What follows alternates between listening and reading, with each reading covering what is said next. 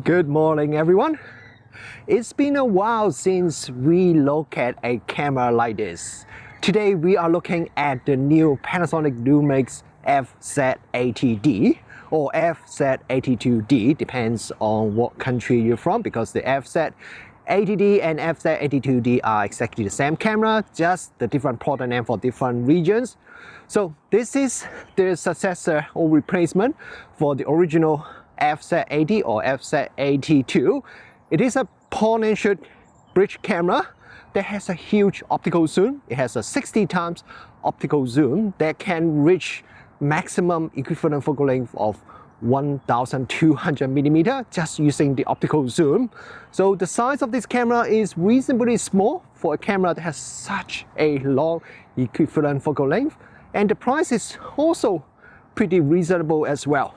So I thought the first thing that we should do is come out here to the beautiful Western Spring Park here in Auckland and take some photo and video using this camera, and then we'll head back to my studio and continue the review there.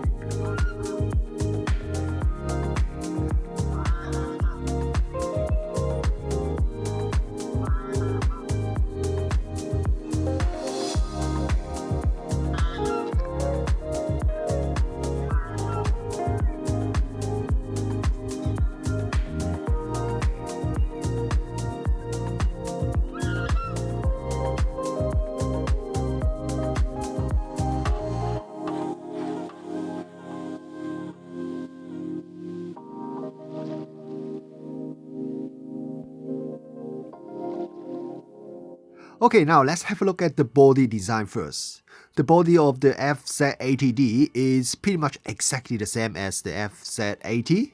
It has the typical bridge camera design with a large grip that is comfortable to hold.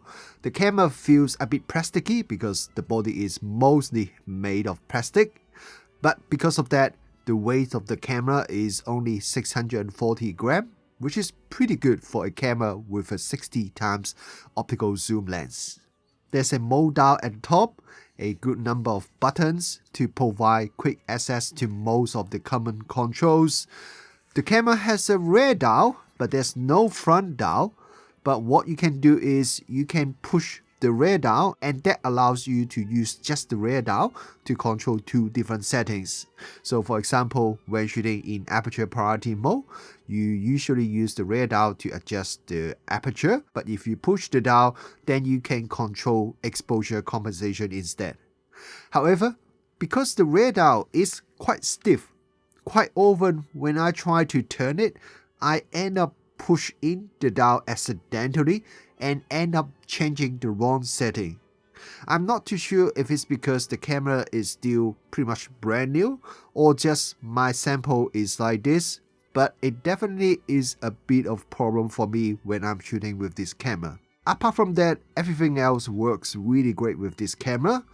While the camera doesn't have a joystick at the back for controlling the autofocus point, I can just put my finger on the LCD screen to control the autofocus when I'm shooting with the electronic viewfinder. Speaking of the viewfinder, The electronic viewfinder is now upgraded from the 0.2-inch 1.1 million dot panel on the FZ80 to a 0.39-inch 2.36 million dot one on the FZ80D. This is a huge upgrade. The new electronic viewfinder is just much better.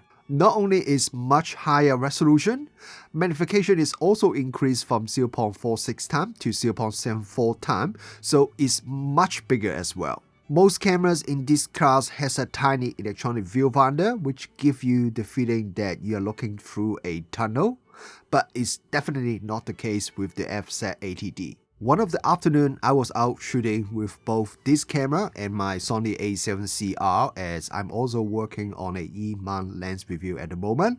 And when I'm switching between these two cameras, I actually found the FZ80D's viewfinder is better than the one on my a7CR. That really surprised me, as the Sony a7CR is a much more expensive camera. However, while I really like the electronic viewfinder on the FZ80D, one thing I found a bit annoying is that the camera doesn't have the eye sensor, so you have to manually press the LVF button here on the camera if you want to switch between the electronic viewfinder and the LCD screen. The LCD screen at the back of the camera is also upgraded to a higher resolution 1.8 million dot touchscreen. It is a fixed screen, probably to keep the cost down so you cannot flip it out or tilt it. The screen is bright and the touch screen is very responsive. There is a USB port and micro HDMI port hidden on the side here under this door. The USB port is now upgraded to a USB-C port and you can use it to charge the battery. The battery is the DMW BMB9, which is the same as the FZ80. Battery life is okay. It lasts around 2 to 3 hours of heavy use, or it should last a day of casual shooting. But at least you can use the USB port to charge the battery when traveling, so it shouldn't really be a problem even if you only have one battery. You can only charge the battery when the camera is switched off. USB powering is also not supported. The HDMI port is only for playback video or photo you have captured using the camera. It doesn't output any signal when you are shooting photo or video. There's no microphone or headphone port or any other port on the camera. While the original FZ80 has the Wi-Fi support, this feature is no longer available on the FZ80D. The camera has a pop-up flash. It also works well with my Godox X Pro 2 flash trigger and the remote flash as well. The biggest selling point of the FZ80D has to be its 60x optical zoom lens, which goes all the way to 1200mm focal length. 1200mm focal length is really long. Part of the reason why Panasonic can keep the size of the FZ80D so small is the small 1/2.3 inch sensor. Okay, now let me show you what 1200mm focal length is like. Here is a photo I shot at the wide end 20mm focal length. And now here is a photo I shot at 1200mm focal length. You can see the pretty crazy zoom the FZ80D can do. But while the 1200mm reach is very cool, one thing I like more about the FZ80D is actually its 20mm wide end. When taking everyday photos, I found there is more chance that I would shoot at the wide end than the telephoto end. Most other bridge cameras start at 24mm on the wide end. The widest bridge camera that I know of is the Canon SX70, which starts from 21mm. So the FZ80D is the widest bridge camera that I'm aware of.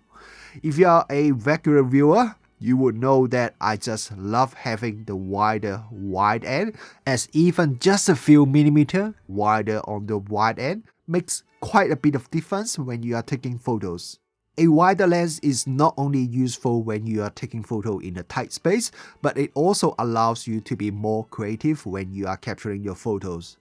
So here is a set of photos that I shot from 1200mm all the way down to 20mm focal length. you can see the huge difference in terms of how the photo look even when the subject remains in the same position and size. The maximum aperture is f2.8 on the wide end and f5.9 at the telephoto end. And here is a graph that I plot that shows you the maximum aperture available at different focal length. As you can see, the maximum aperture value increases gradually from f2.8 as soon as you start to zoom in, and it reaches f5.5 at around 170mm focal length. Then it increases slowly to f5.9 when it reaches almost 1200mm focal length. The FZ80D uses Panasonic's contrast-based DFD autofocus system. The camera doesn't have all the latest AI subject detection from Panasonic's mirrorless cameras, but it has face and eye detection, which works well when the person's face is reasonably large in the frame. When taking photos in single autofocus mode, autofocus is very fast and also accurate. Continuous autofocus in photo mode works reasonably well as long as you don't plan to use it to shoot some really fast action. For video, just like the other Panasonic cameras that use DFD autofocus, the focus could sometimes drift front and back a bit when recording. Autofocus speed is acceptable and works pretty well under most situations. However, since the camera has a small 1/2.3 inch sensor and the DFD autofocus system relies on the image from the sensor to determine focus distance, the autofocus performance would drop dramatically when there isn't enough ambient light. This is especially noticeable when shooting at the tele end, as the longer focal length together with the f5.9 maximum aperture means the autofocus really need decent amount of light to work efficiently. In photo mode, the optical zoom allows you to capture photo between 20mm focal length all the way to 1200mm focal length in either RAW or JPEG format. Yes, this camera can capture photo in RAW format if you want to, but since I'm reviewing the camera before it is properly announced, I do not have access to any RAW reader, so all the images I'm sharing with you guys in this review are just JPEG from the camera without any editing. If you enable the eye zoom feature, you can double the maximum focal length to 2400mm. Since eye zoom is fundamentally a digital zoom, so you will lose a bit of details. But the image quality is still okay if it's just to view it on the screen, even if you view it full screen. Now, if 2400mm is still not enough, there is a digital zoom that you can enable instead. That will give you double the focal length again, so it's now maximum 4800mm, which is pretty crazy. Since this is effectively a 4 times digital zoom, the image quality does drop quite significantly and you lose quite a lot of details. You can only enable eye zoom or digital zoom if you are shooting in JPEG only. Now, if for some reasons 4800mm is still not enough, you can get even longer effective focal length. What you need to do is change the JPEG output size to S, which is 4.5 megapixel. When you do that, the camera would allow you to zoom in all the way to 9784mm. At 9784mm, the image quality is really not that good. There isn't too much sharpness or resolutions. It's really just for you to capture and see something that is insanely far away. But being able to shoot something at 9784mm equivalent focal length is just really cool. I'm a bit sad though, because I really want the engineers to squeeze an extra 216mm focal length, then I can get to 5 digits 10,000mm focal length. With the small 1/2.3 inch sensor, the overall image quality is definitely not quite the same if you compare it with the more expensive large sensor cameras in the market. But during the day, when there is a lot of light, the image quality can still be pretty decent.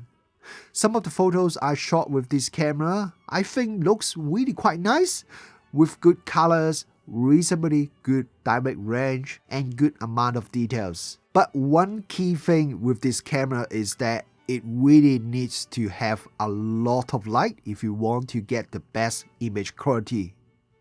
Let's have a look at this set of JPEG images from the FZ80D shot from the base ISO all the way to the maximum ISO 6400. From ISO 80 to ISO 400, the image quality is quite good with a very small amount of noise, but it can capture all the details. At ISO 800, we can start to see noise reduction has removed some of the fine details in the photo. Noise also starting to become more noticeable. When we reach ISO 3200, we have a lot more noise, and at the same time, a lot of fine details has disappeared. At maximum ISO 6400, the photo becomes a bit like water painting, and I think it's really for emergency use only. For myself, I'm happy to shoot up to ISO 1600, maybe even 3200 if it's just for social media, especially when viewed on phone. The camera also has the 4K photo mode, which the camera basically captures 4K video and use the frames from the 4K video to allow features like pre-capture, shooting in 30 frames per second, or post-focus. I haven't done too much testing myself with FZ80D's 4K mode, but I believe it should be pretty much the same as the 4K mode available on the previous Lumix cameras. The FZ80D can shoot 4K video up to 30 frames per second, 100 megabit per second in 8-bit MOV format. There's a 15 minutes recording limit for 4K video recording. Full HD, you can go up to 60 frames per second. There's a 30 minutes recording for 60 or 50 frames per second recording, but there's no limit for 30 or 25 frames per second recording. There's a bit of crop when shooting 4K video. That's why the camera will show you the focal length is from 28mm to 1680mm instead of 20 to 1200. For my measurements, the 4K video crop is around 1.27 times. There's no crop when shooting Full HD or HD video, but interestingly, the camera displays the focal length is 22mm to 1320mm, so I'm not too sure why is that. There's also the eye zoom and digital zoom, which allows you to get even longer focal length by doing a digital crop.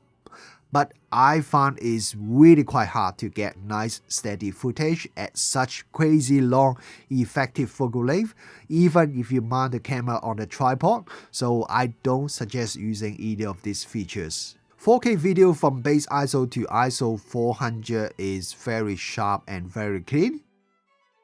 At ISO 800, the video quality is still good, but there is a bit of noise that is visible. ISO 1600, the image quality is starting to drop quite quickly. The maximum ISO for shooting video is 3200. One interesting thing I noticed is that Full HD video at ISO 3200 seems to be a lot cleaner than the 4K video at ISO 3200. The only downside with the Full HD video is we lose a tiny bit of fine details, but overall I feel the Full HD video at ISO 3200 is much better than the 4K video at ISO 3200.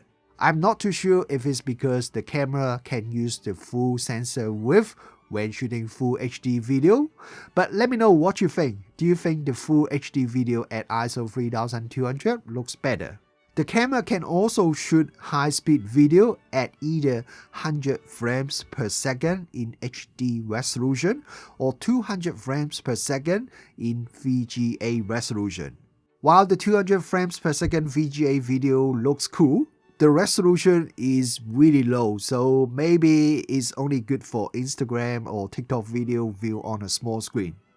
The 100 frames per second HD video is a lot more usable. I noticed image stabilization is disabled when you enable high-speed video shooting. If you're shooting at the wider focal length, then it's probably fine because the high-speed video does help minimize the camera shake effect as the video is played back at slow speed. But if you're shooting at a longer focal length, then it's best to get some support like using a tripod or monopod to minimize the camera shake. In terms of image stabilization, I have some good news and some bad news.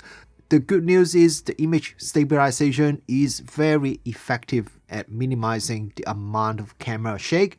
If you look at this side-by-side comparison, you can see the optical image stabilizer really help minimize the amount of camera shake, and also the stabilized view make it a lot easier to frame the photo and wouldn't give you headache. But on the other hand, I noticed the video footage I shot with the camera will have some small jitter visible, and this kind of jitter is visible from the wide end all the way to the telephoto end. One new feature that comes with the FZ80D is called Zoom Compose Assist. If you have shot with a telephoto lens, especially one that is longer than 400 or 500mm focal length, one problem that you may have experienced is that once you fully zoom in the lens, if you lose your subject either because of camera shake or your subject suddenly move, then it's really hard to find your subject again. So you usually have to manually zoom out the lens, find the subject, then zoom back in. This new Zoom Compose Assist feature makes it a lot easier if you want to do that. Basically, you just need to press the Zoom Compose Assist button at the top of the camera here. Then the camera would zoom out for you automatically when you hold down this button. At the same time, it will also draw a rectangle box on the screen to indicate what the framing would be like at your original focal length. So you can now find your subject, and once you find it, you just release the Zoom Compose Assist button and the camera will zoom back in automatically back to the original focal length. The camera will still show you the rectangle box during zooming to help you with framing. This feature makes it a lot quicker and easier to find your subject when you're shooting at the longer focal length. I'm now recording this video using the Panasonic Lumix FZ80D. I have the camera pointing towards me. I'm just hand holding the camera, vlogging style. I don't think Panasonic designed this camera for vlogging use because it doesn't even have a flip-out screen. So right now I cannot really see myself and I can't really check the framing. So we'll see. We'll check the footage and see how good or how bad my framing is. I'm now recording this video in Full HD resolution, not 4K. And the reason is because when you're recording in 4K resolution, there is a bit of crop. For this kind of video, I prefer the framing to be a little bit wider so my face wouldn't be too big in the video. If you want to record in 4K, it's still okay. It's not a huge crop, but I just prefer it to be slightly wider. And the reason why I'm doing this video right now is just because I want to test the audio quality from the built-in microphone. I imagine not many people will be shooting video using an external audio recorder, and because it doesn't have a microphone jack, so the audio can pretty rely on the built-in microphone. So I want to let you guys hear how is the audio quality like when you're recording video using this Panasonic Lumix FZ80D. Camera manufacturers seems to have stopped making new point and shoot cameras completely over the last few years, and also discontinued a lot of existing models as well. So I was really surprised when Panasonic contacted me and told me they have this new FZ80D and asked me if I want to try it out. FZ80D's image quality is very good for a camera in this class, no matter when I was shooting at the wide end 20mm focal length or the telephoto end up to 1200mm focal length. While the camera doesn't have Panasonic's latest PDAF autofocus system, the DFD autofocus still works very well and very fast for photos. For video, I wouldn't say it's great, but it's still acceptable and usable in my opinion. The new bigger electronic viewfinder, the higher resolution LCD screen, the USB-C port, and the new Zoom Compose Assist feature are all very good upgrades and help give the FZ80D a much more enjoyable shooting experience. But due to the small 1/2.3 inch sensor, this FZ80D is really a daytime only camera. When there isn't enough ambient light, both the image quality and autofocus performance would drop significantly. So unless you are shooting with a tripod or use camera flash, once the sun goes down, you should put the FZ80D back in your camera bag. Technically, the FZ80D isn't a 100% brand new camera. It's more like a facelift model of the original FZ80 with some nice, useful upgrades. But any nice new camera in this class would be a great news for a lot of people who are looking for a camera with a large zoom that doesn't break their bank or their back.